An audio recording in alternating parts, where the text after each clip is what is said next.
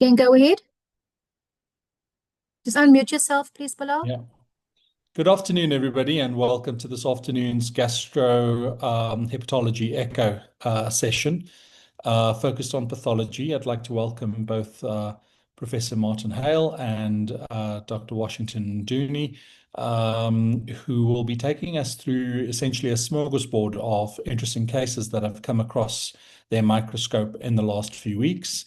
It's a varied series of cases, so I'm sure there'll be something to entertain and excite everybody. I'd like, as usual, to thank the Gastrohepatology Foundation of Sub-Saharan Africa, the ECHO Institute based at the University of New Mexico, and of course the ECHO India support team that keeps everything moving slowly, and especially with that, then Cheryl Valentine in our Cape Town office, who does everything as seamlessly. You should see how she chases us for topic titles and so on. And so it's all much appreciated. Over to you, Prof, to kick off today's session. Okay, thanks, Bilal, and thanks, Cheryl, for having us. And I would echo what Bilal says, chasing us all and sort of keeping us on the straight and narrow, because things get quite hectic, certainly up here when with all the busy clinical caseload that we have to attend to. Okay, so today I thought that we would present a couple of cases that are straightforward, but also cases that I think have an interesting histopathological bent to them, and also a investigative bent, and thirdly, a clinical management bent. So I'm going to start off with two cases that are similar in nature, that I think provide a degree of difficulty from the point of view of histopathological diagnosis, and then I think probably from the point of view of further investigations and also thereafter the management.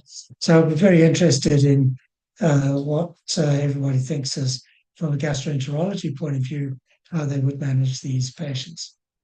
So the first patient then is a lady who is 71, and she has been known to the gastroenterologist concerned for a period of 10 odd years. And during this time, sorry, Washington, could you just close the door, please? She's had fluctuating liver function tests. And just to give you an indication of this variation, she's had transaminases varying from 125 to 136, ALTs, for example, and AST. Has had a GGT, a gamma GT of 86, and then over a period of months, the enzymes normalize. And then what happens is she then develops a recrudescence of this transaminitis, and coupled with this, there has also been a marginal elevation in the angiotensin inverting enzyme, and in fact, the last ACE level was normal. Otherwise, she has been perfectly well. And the physician, gastroenterologist concerned, requested that she undergo a liver biopsy to really try and establish what the cause of this transaminitis was. Other investigations show variable serology with an ANF varying from 1 in 320 to 1 in 60. The anti-smooth muscle antibody is sometimes positive, and when that's been positive, it's been with a titer of 1 in 40. Interestingly enough, the AMA has also been positive. The M2 has been borderline positive, but the N2-3E is negative, as is the GB210 and SP100. The hepatotropic virus serology has always been negative, and there is no evidence of pruritus and no fatigue. And certainly from my own point of view, as soon as I hear that the serology for AMA is positive, or the N23E or the GP210, the SP100 is positive, it always sort of alerts me to the fact that we could be dealing with a patient with primary biliary cholangitis. The IgG is normal, and the IgM is also normal. So ultimately, after a period of about 10 years, eventually the patient agreed to have a liver biopsy done. And that's what I'm going to show you now.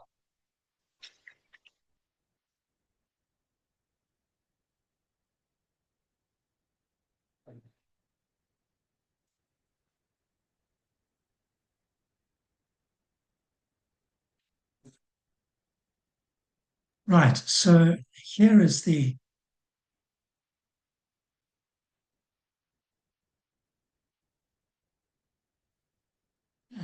let's see the screen.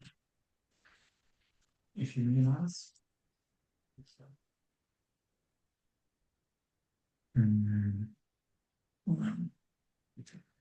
Nice.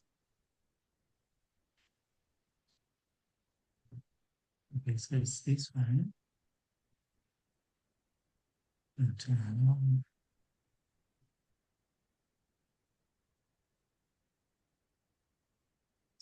Yes.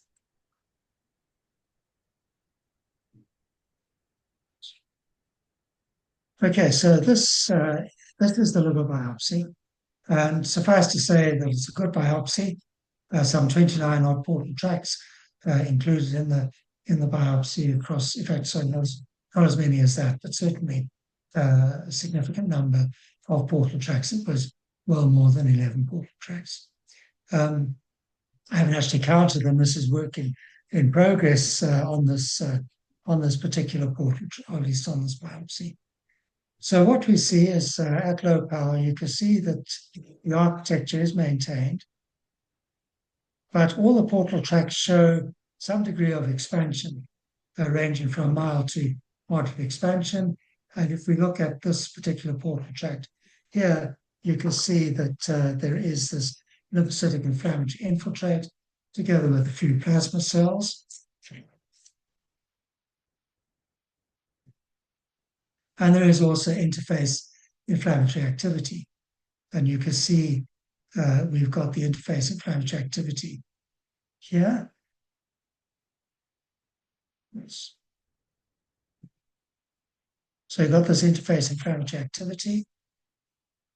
And then we've also got a bile duct in the vicinity of this inflammation.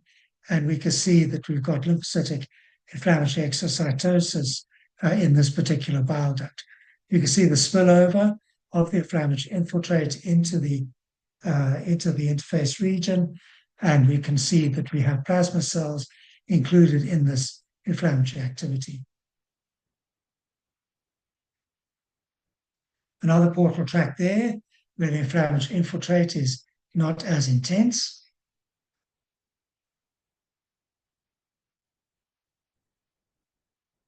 And another portal tract where it's considerably less. It's a minimal inflammatory infiltrate present there. So there's a variable picture then, but as I said, the overall architecture is maintained. Moving on to the second pore in this particular patient.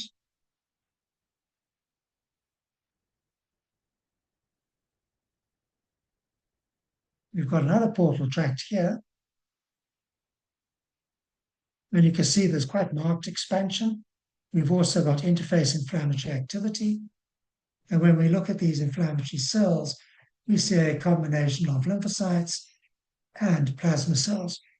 You can see these plasma cells situated here, and they are participating in the inflammatory activity. A couple of other changes that are also evident. And before I move on and lose my place, but just to show you that we've got hepatocytes here, which are showing lymphocytic imperipolesis. Now, the combination of this plasma cell infiltration in the interface region, together with the imperipolesis, and particularly the former, is indicative of autoimmune hepatitis. And if we look at these plasma cells, you can see they're present throughout this inflammatory infiltrate, and there's also evidence of clustering of plasma cells. The other change that we also have is in the endothelium, and here you can see that the endothelium of this portal vein is quite prominent. These endothelial cells are protruding. They're larger than normal, and this is a typical picture of endothelialitis, which you get in patients sometimes get in patients with autoimmune hepatitis. And in this region here, you can see that there is lifting of the endothelial cells.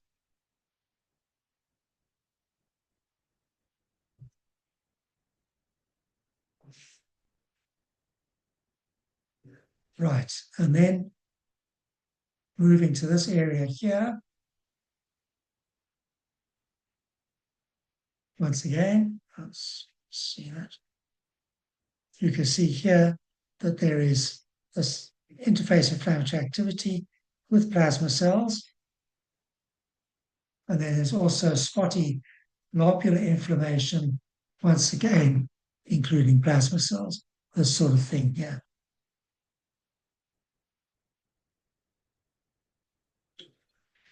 Right, so now I want to turn our attention to the bile ducts. And on the H&E, here we've got a portal tract. And we can see that we've got the hepatic arteriole, but there is a complete absence of a native duct. And when we come down to this area here, sorry, there's another portal tract there. There's another one here.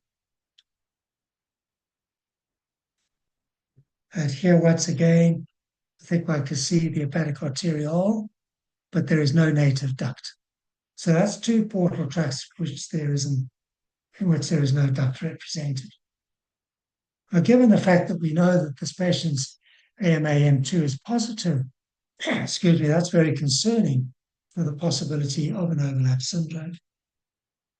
So what we would then do is look for immunohistochemical evidence of the bile duct loss, and also for biliary epithelial cell senescence. Now, this is a CK7.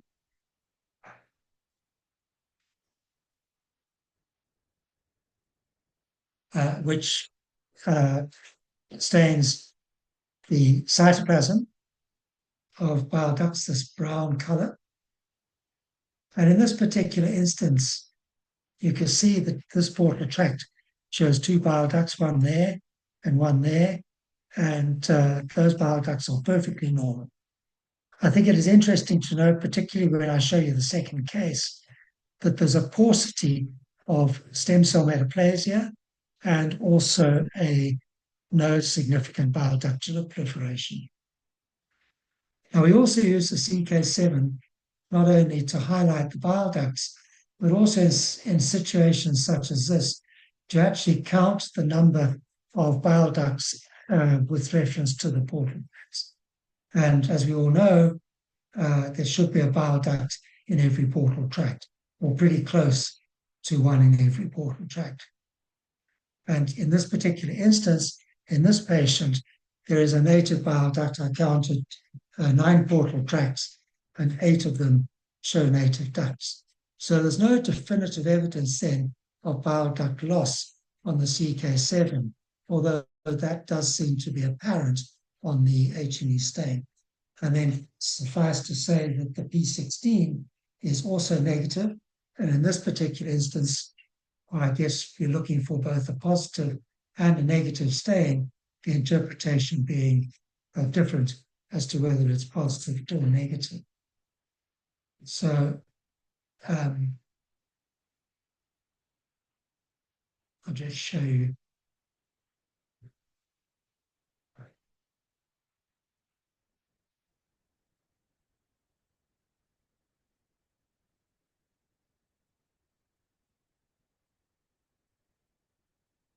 looking for the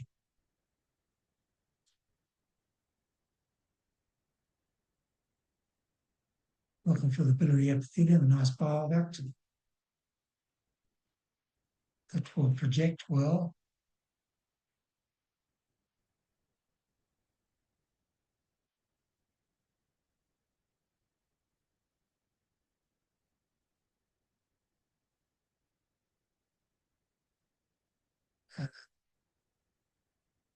Continue down. So possibly if you continue going on the edge, but will right. So there's a nice bile duct. So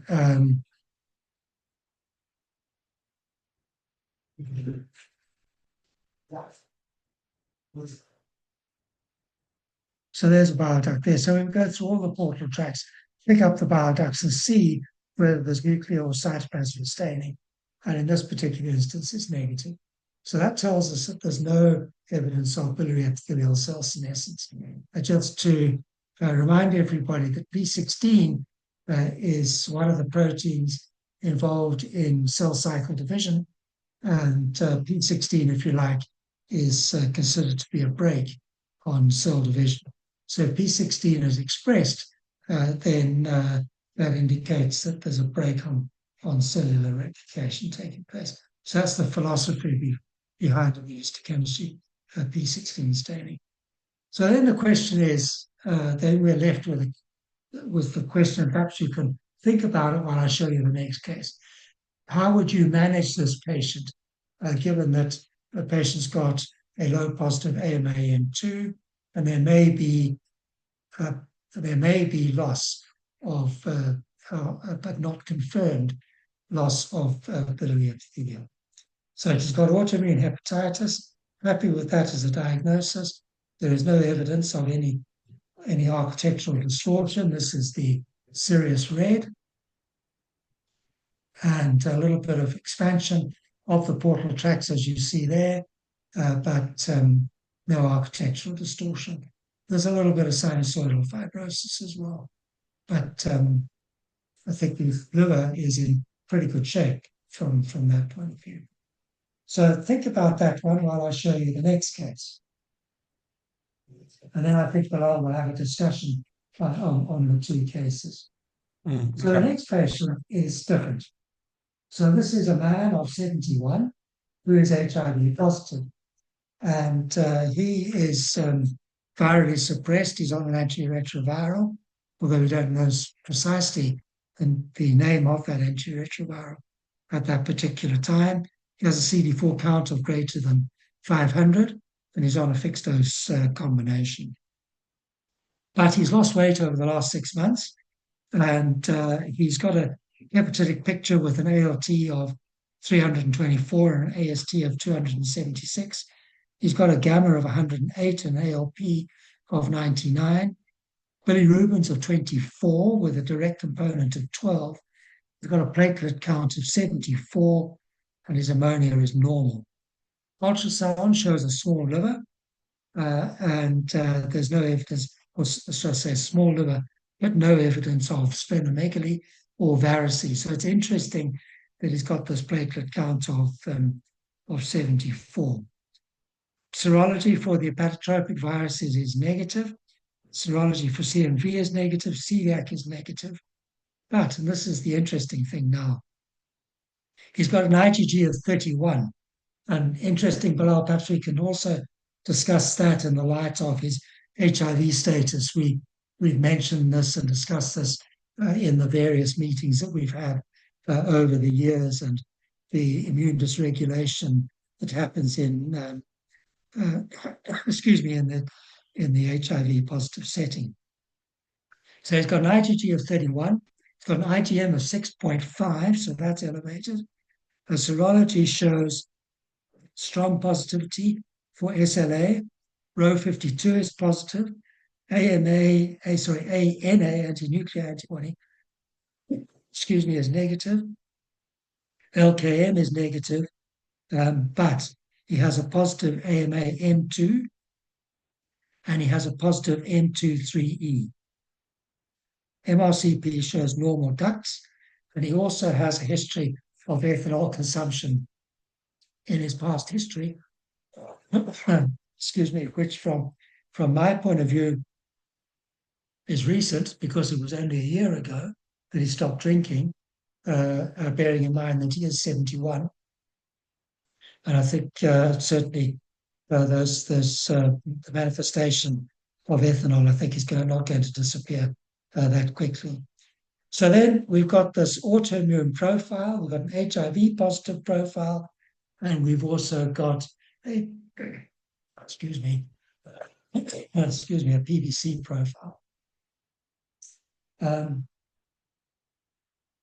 So this is his liver biopsy.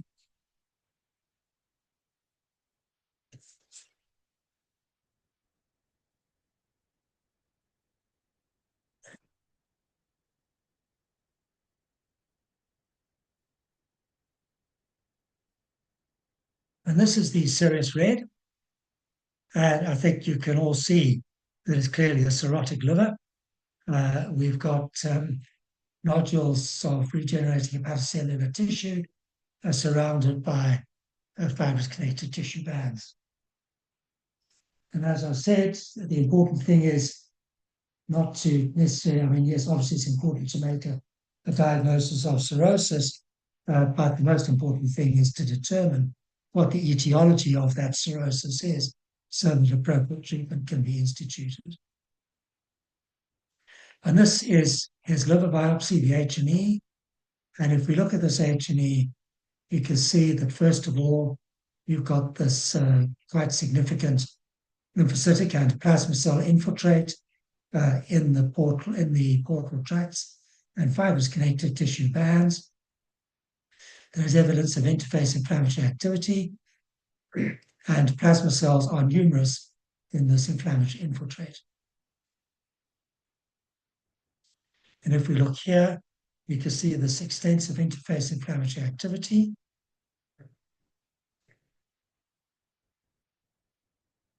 And numerous plasma cells. Look at all these plasma cells. Just focus this. These are plasma cells here, plasma cells up here.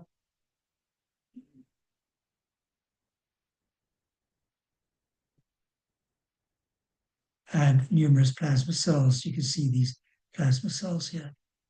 So there's no doubt that he has autoimmune hepatitis as a contributing component, and in fact could well be the significant contributing component to his cirrhosis.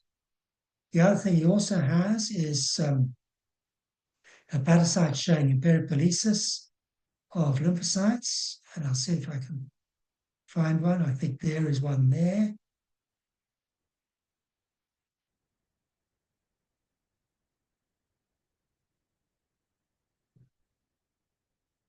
I've just got to pick up where I am on the slide.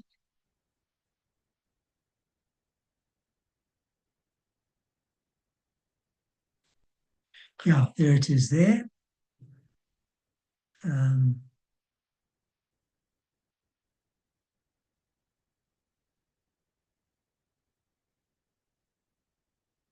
think there's a bit of overlap. That's a lymphocyte there. There's the hepatocyte nucleus there, and that's a lymphocyte which has been phagocytosed by that hepatocyte.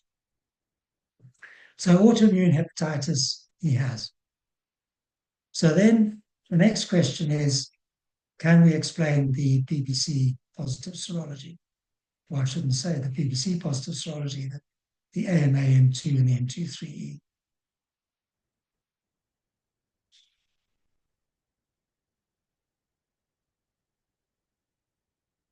And if we look at that bile duct, it looks all right. There's no evidence of significant, there's no evidence of epithelial injury in that bile duct.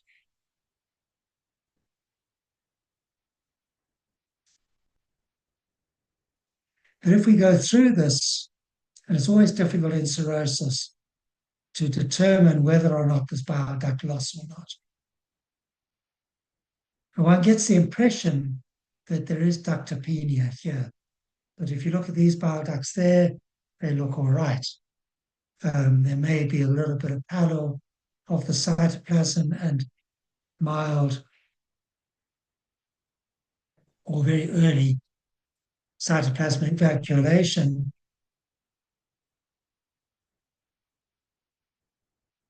And likewise in that native duct there, I think there's a bit of cytoplasmic vacuolation, but there is no evidence of any periductal infiltration by epithelioid histiocytes or granuloma formation that one would like to see in the case of PBC. Bile ducts there also show a little bit of epithelial injury there with loss of nuclei, and I think probably a bit of cytoplasmic vacuolation.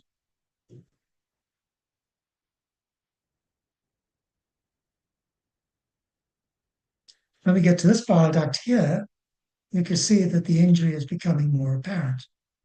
And here you can see that you've got this focus of inflammatory infiltration. This is not a granuloma, but certainly it's in very close proximity to the bile duct. And there is a lymphocyte. There is a lymphocyte in the biliary epithelium here, and you can see that there is attenuation of the epithelium of this duct here. I think there's also evidence of endothelialitis with prominence of the endothelial cells as well. Right, so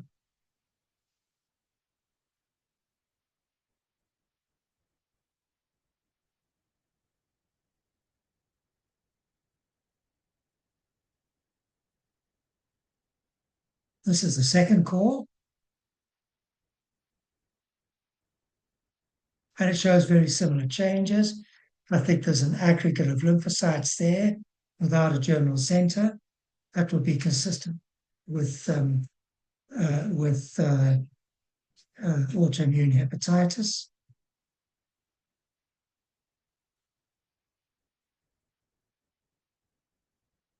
And then if we look at this bile duct here, once again, you can see that there's evidence of epithelial injury. You've got attenuation of the epithelium. You've got loss of the biliary epithelial cells. You can see angulation of the duct. You've got this nuclear pleomorphism and hyperchromatism, loss of the epithelial cells. So that clearly is a duct which is showing evidence of inflammatory-mediated injury. But once again, no definitive epithelioid histiocytes around it. So now we're going to go to the CK7. So before I go there, I think it's probably correct to say that the epithelial changes that I've shown you in the bile ducts in the second case were considerably greater than the epithelial changes that we saw in the first case. And if we look at the CK7, in the first case, there was minimal bile ductular proliferation. Also, we couldn't see definitive loss of native ducts. Whereas in this particular instance, we've got florid bile ductular proliferation and stem cell metaplasia. Look at this here. And this is quite striking. So this sort of picture you get when there's underlying cholangiopathic pathology. But you can see that we've got native ducts that are represented. They are round, they're uniform in size. And again, native ducts there. And I think it's very difficult, as I mentioned, to assess whether there's ductopenia or not. And it can be quite difficult to count the number of bile ducts and the portal tracts in a liver which shows architectural derangement. But I think it's fair to say that there is bile duct loss in this liver. Areas like this, for example, one would expect to see a native duct here, and we're not seeing that. But then every now and then you get these structures here, which I think are native ducts there and also here. Once again, more native ducts, for example, here, can't see the pointer, there and there, and extensive stem cell metastases. So I think that CK7 certainly suggests that there is a angiopathic pathology in the background here. This is the P16. I think it's, without boring you, to say that this was uniformly negative. So there was no evidence of any obvious biliary epithelial cell senescence in these particular biliary epithelial cells. One would, for example, like to see positive staining in the epithelium of these ducts, or at least in one or two of the epithelial cells, and there wasn't any. So in this particular instance, what we've got is a patient who has got cirrhosis secondary to what looks like to be a prime driver of autoimmune hepatitis. We have serology, which is positive for PBC. And we've also got histological evidence of significant cholangiopathology pathology, but we don't have confirmatory histology for PBC. So the question then is, how would we word the report? And I think that in the first, I would have suggested that given the positive AMA serology, that the possibility of evolving PBC into the future should be considered. And in the second report, I think probably be a little bit stronger and say that in view of the significant positive serology for PBC and underlying cholangiopathology pathology, that whilst an overlap syndrome cannot be diagnosed with certainty, that this should be considered, given the fact that he's got strong PBC serology with an elevated IgM to boot as well. So two interesting cases histologically. I always say that patients don't always read the textbooks, and I'd be interested in your thoughts. Thanks, Bilal. Yeah, no, absolutely, Prof. And I think when dealing with these potential overlap syndromes, it is always important to try and treat that dominant pathology initially. Unless, of course, like in a PSC where you are already meeting criteria for overlap. So your IgG being elevated more than 1.5, transaminases also being up, and positive serology, a typical serology. I think that there are certain histological features that you really can't ignore. And when, you point out the fact that there was that emperipolesis, which is fairly typical for autoimmune hepatitis, that's, again, something that's going to count as being fairly hard, pointing towards your diagnosis.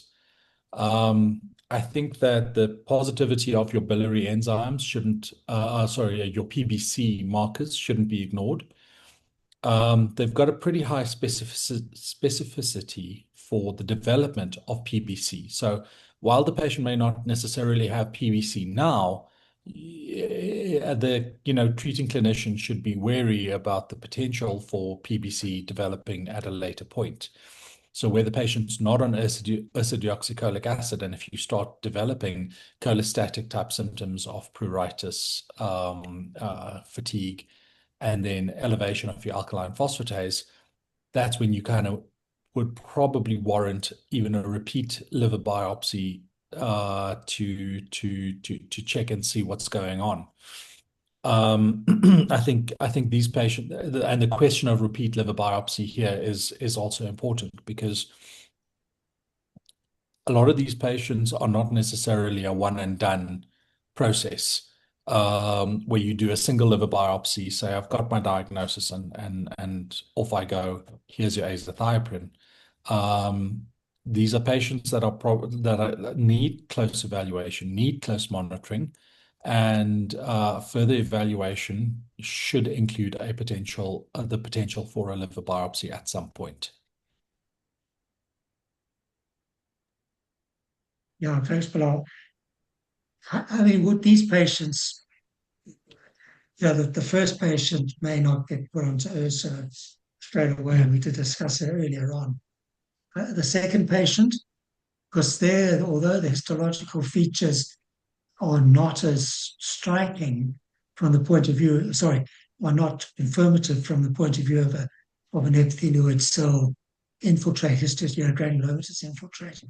But with those strong markers, with the biliary changes that we are seeing, which we didn't see in the first one, I mean, that's biliary injury.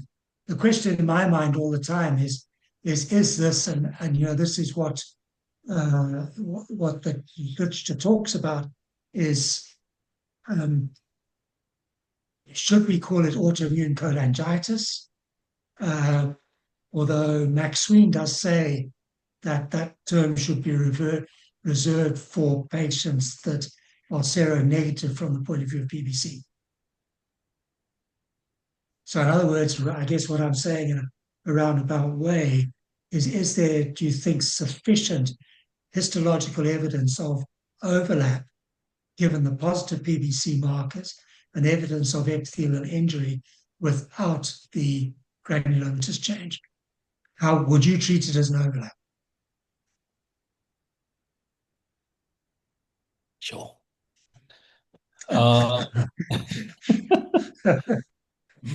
Let me call a friend. Dylan, what would you do?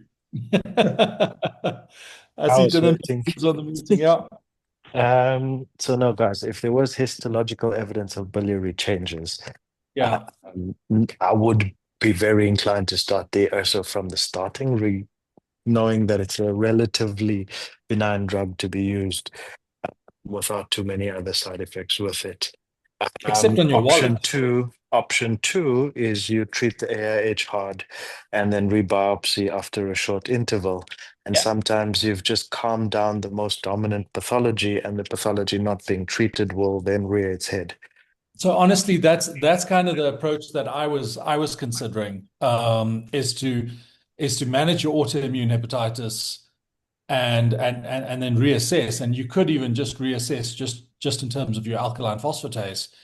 IgM, and IgG, without even a liver biopsy. Of course, I'm not saying don't do a liver biopsy at all, but just using those as initial trackers, but having a low threshold to rebiopsy. So, yeah. In a non-cirrhotic setting, you have the option of budesonide that would sort of treat both. Well, the budesonide for PBC is kind of falling lower and lower in terms of efficacy, especially now that you've got your new PPAR, seladelpar, elafibranor, and then obeticholic acid that are all on the market, not necessarily accessible in another country. In another country, in another time, in another place, yeah. But just in terms of your internationally validated options, yeah.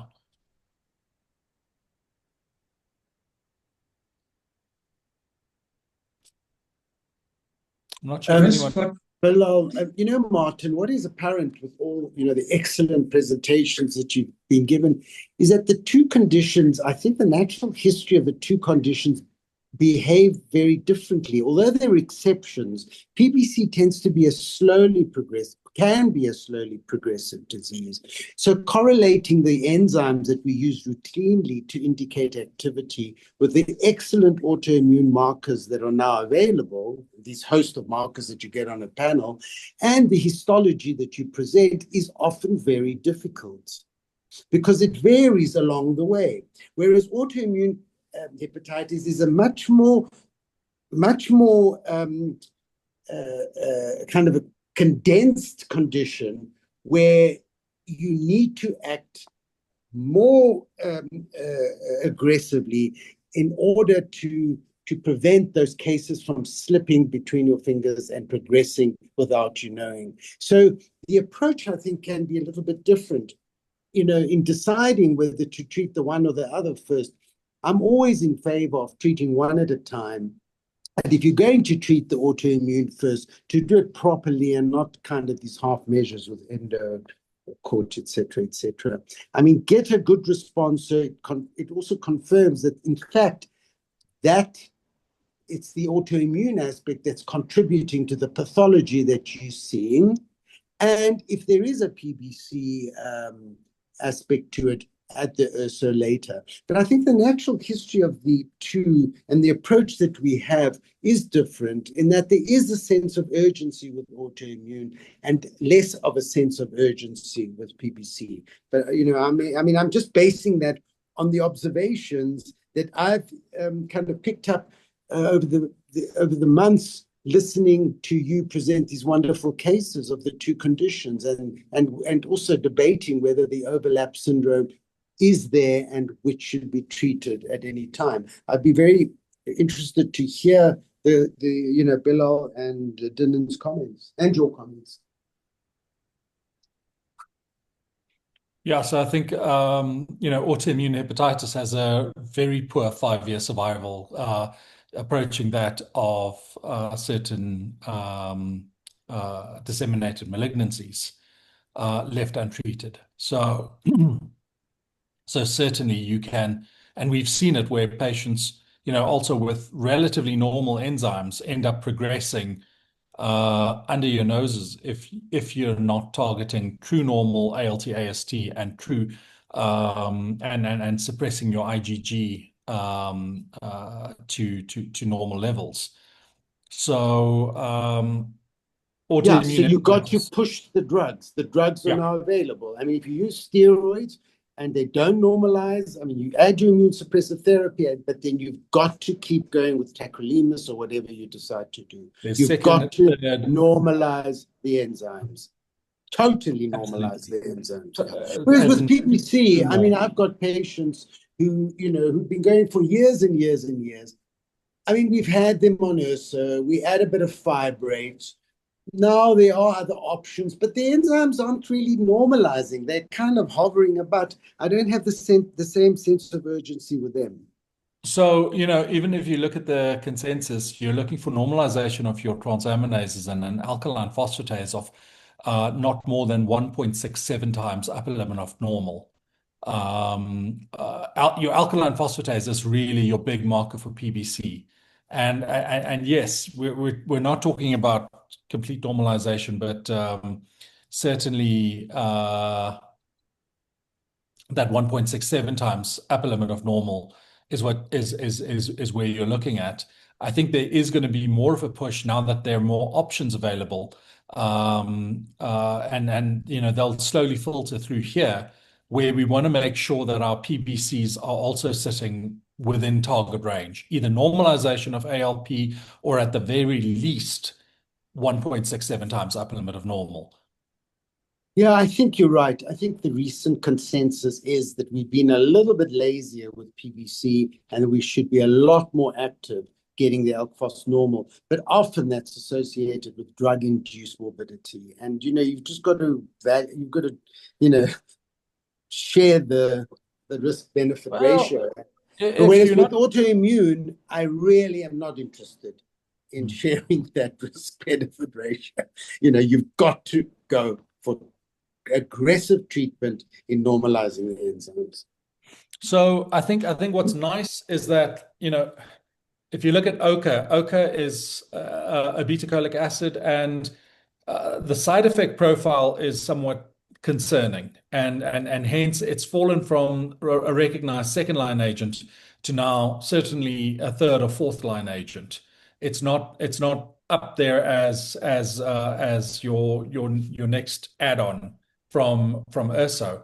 But if you look at the PPARs, and especially the information on seladelpar, which is showing significant quality of life improvement as well, and that's related to the PPAR agonism in terms of pruritus. So they're getting better pruritus, they're getting better So they're getting a better control of the pruritus, better quality sleep, better, and therefore a better quality of life. I think that trade-off is potentially still in favor of the patient. Dylan, what your comments on this issue? I agree. The PBC is less likely to hit perfect targets, but we do see them not progressing as much. My main issue is, I think, with the new drugs coming out, we've attended these meetings and heard the great stories regarding them. But the last one we looked for, Bilal, correct me if I'm wrong, is 120 grand a month for therapy, which is just not obtainable at the moment. So until we actually get these drugs into South Africa reliably, we're effectively stuck with URSO and the fibrates. I think maybe we need to work on the drug companies a bit more to get it down so that we could try at least what these new studies are showing. But practically, we're very limited. It's interesting. I mean, certainly from my point of view, I mean, I agree with everybody that you mustn't miss an autoimmune hepatitis. That's got to be the first the first objective. You don't want to slip. You don't want to have that slip through your fingers. But I think it's also important, I think, to identify a possible PBC in the event that, as Chris said, if the enzymes don't normalize, then you've got an alternative to look for. But it is certainly reassuring that if a PBC is not necessarily treated at the initial outset of the biopsy, then that's not a train smash. To miss an autoimmune hepatitis is. Just a question on that from my side. A raging autoimmune hepatitis, how much spillover of inflammation do you expect to see around the bile ducts? Oh. Yeah, I mean that of course is that's the crux of this whole thing, because if you've got bile ducts involved, the literature quotes 20% of patients with autoimmune hepatitis will have autoimmune cholangitis. And the point is made that those patients will be seronegative for PBC. So if you've got a cholangitis picture and the serology is negative for PBC, then you call it an autoimmune cholangitis. And that entity then should respond in its own right to the autoimmune hepatitis treatment. Yeah, it should do. Okay. Okay, right. I'm going to do a quick case now before I hand over to Washington, so he's got time to present his case. Prof, we have only got 10 minutes. Yeah, I'm going to be 5, not even 5. So this is a patient of 42. He's a man, presented with systemic symptoms. He had a biliary infiltrate in the lungs, night sweats, weight loss, poor appetite, low fever, HIV negative, ALP 298, gamma GT 565, AST 92, ALT 87, and an ACE of 144.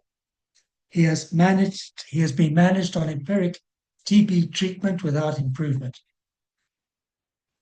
Okay, so this then is the histopathologist's nightmare and everybody else's nightmare,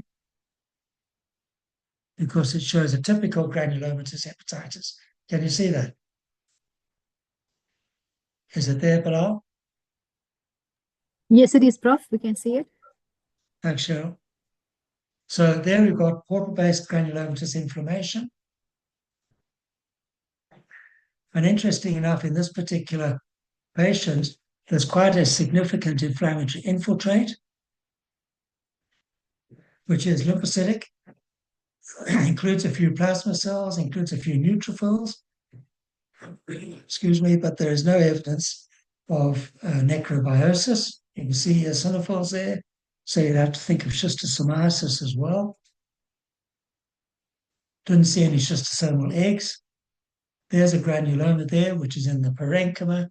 That is a little bit cleaner. Oops. And I've shown you in the past how you can use the collagen stains to separate out TB from sarcoid. And in this particular instance, this is the serous red.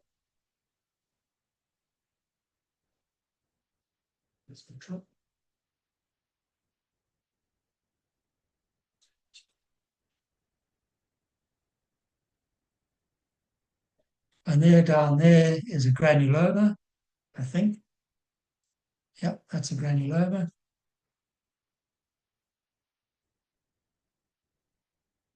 And you've got the typical perigranulomatous fibrosis, which is found in sarcoid. And you can use that, or we can use that trick to separate out TB from sarcoid. And I think that's what this patient has. So sarcoidosis, hepatic sarcoidosis, I think it fits the clinical features.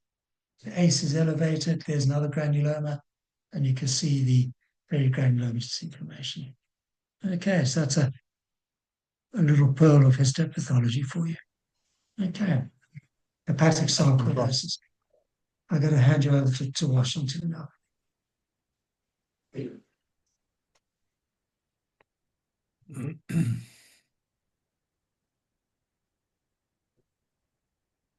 I'm not sure how much time we have to discuss this case. Just under 10 minutes. All right. So I'm going to present two biopsies from the same patient. So one is the initial biopsy that we received. For context, it's a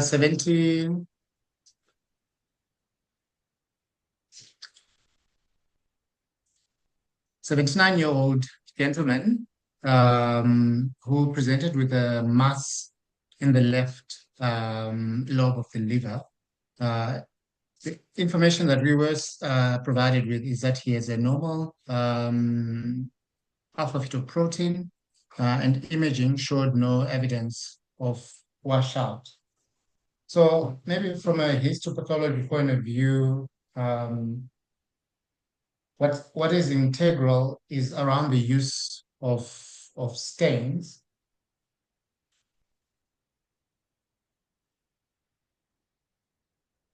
So they gave us two biopsies from the left. From the left lobe. One was from native liver. Just confirm if you can see what I can see.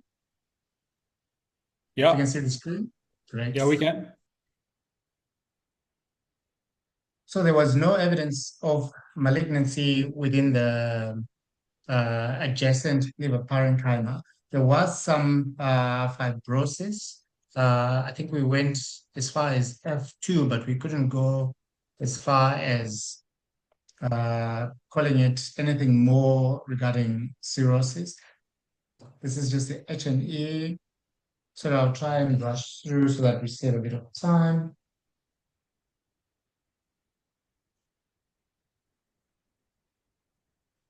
This is a serous red, which we use to gauge the extent of the cirrhosis in particular biopsy.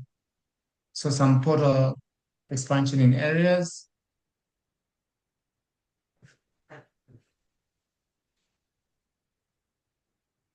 So that's just the control. But we didn't feel like that there was evidence of cirrhosis in the adjacent liver parenchyma. Now this is sections from the lesion itself.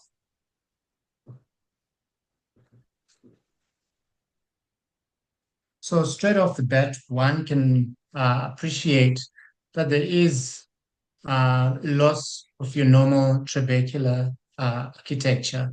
You can see, if we take these as normal sinusoids, this is quite thickened, highlighting endothelialization, which I'll show on the CD34 of the sinusoids. There isn't much by way of atypia of the nuclei,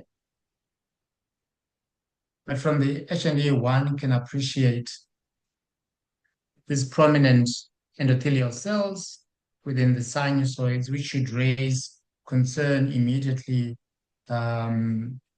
especially given the loss of normal lobular architecture. One can also appreciate that there is no evidence of portal tracts, so that portovascular relations is definitely not well represented in this small but albeit instructive biopsy. So we then turned to look for other markers that would help us come up with a diagnosis.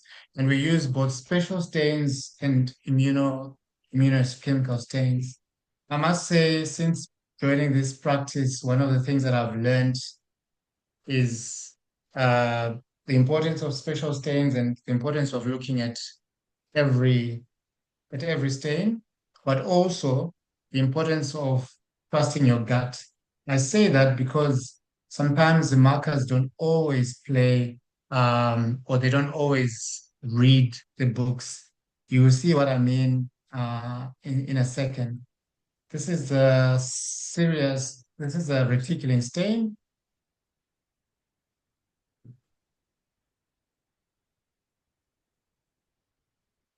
So one can appreciate that although it is maintained, or you can see reticulin framework, you can see also that there is thickening of trabeculae. So the framework has been disrupted. Sorry, by the time we got to that particular, and in other areas such as here,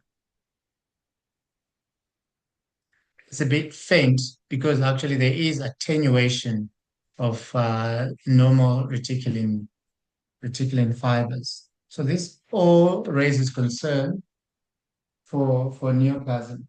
Another stain that is quite useful in terms of spatial stains is a pearl stain. And what I've also just recently come to understand is that in a neoplastic malignant liver lesion, the tumor does not take up iron. Sometimes it is useful, especially in a background where you're not sure what is happening. If there is adjacent, even mild iron accumulation in the neoplasm, you're not going to get any iron accumulation. So that helps to hold your hand. There's no iron in this patient. Yes, there was no iron in this one. But there was no iron in the negative liver. Yes.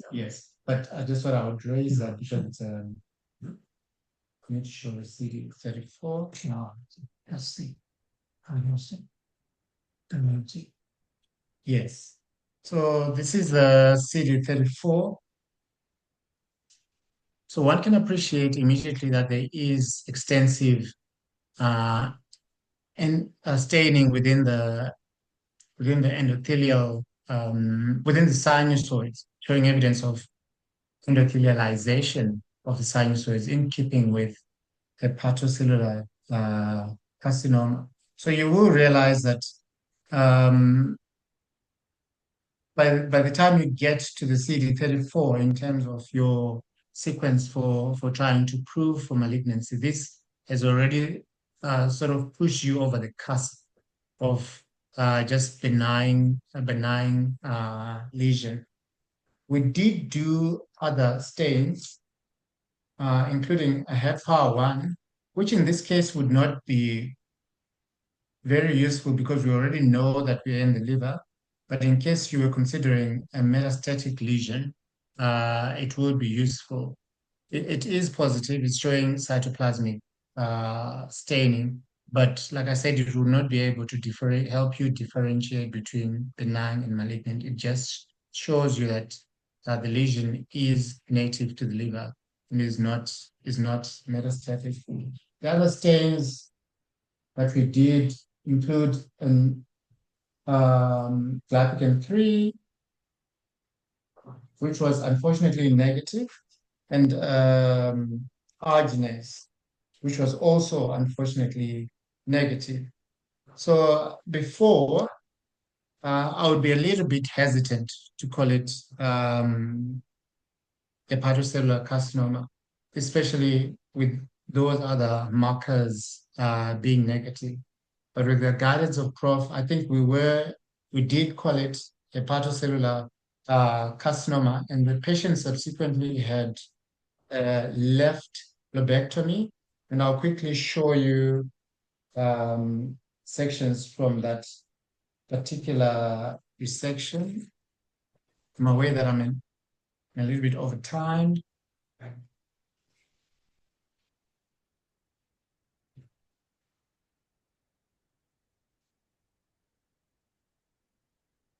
So these are actual sections from the tumor itself. One can appreciate variable morphology. You have acina, you have trabecular, you have clear cell and some fatty change.